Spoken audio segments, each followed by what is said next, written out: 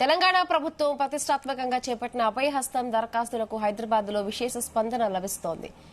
ప్రభుత్వం ఆహ్వానించిన 5 గ్యారంటీల్లో ఆ నగరవాసులు మహాలక్ష్మి, గృహజ్యోతి, ఇందిరమ్మ ఇళ్ల కోసం పెద్ద సంఖ్యలో అర్జీలు పెట్టుకుంటున్నారు.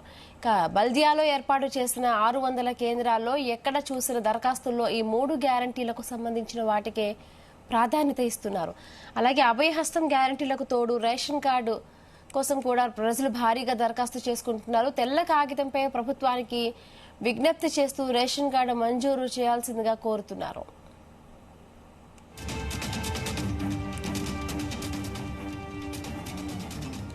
గ్రేటర్లో మొదటి రోజు కంటే రెండో రోజు భారీగా దరఖాస్తులు నమోదయ్యాయి. 6 జోన్లలో కలిపి మొత్తం 3,13,000కు పైగా దరఖాస్తులు రాగా వాటిలో రేషన్ కార్డు సహా ఇతర అవసరాల కోసం 48.8 మంది అప్లికేషన్లు పెట్టుకున్నారు.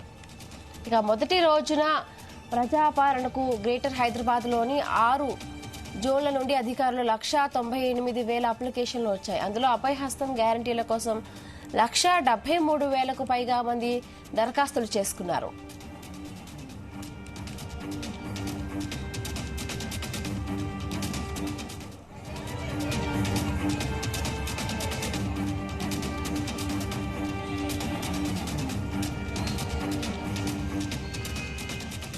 ప్రభుత్వం ప్రకటించిన గ్యారంటీలకు సంబంధించిన అభయహస్తం దరఖాస్తులు ఎలాంటి కొరత లేదని సర్కార్ చెబుతోంది.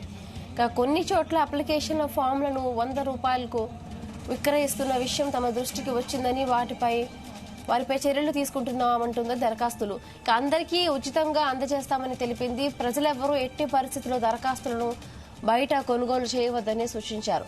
ఇక రాష్ట్ర ప్రభుత్వం 6 గ్యారంటీలలోని 5 గ్యారంటీల కోసం ప్రజాపాలన అభయహస్తం పేరుతో దరఖాస్తులను స్వీకరిస్తోంది.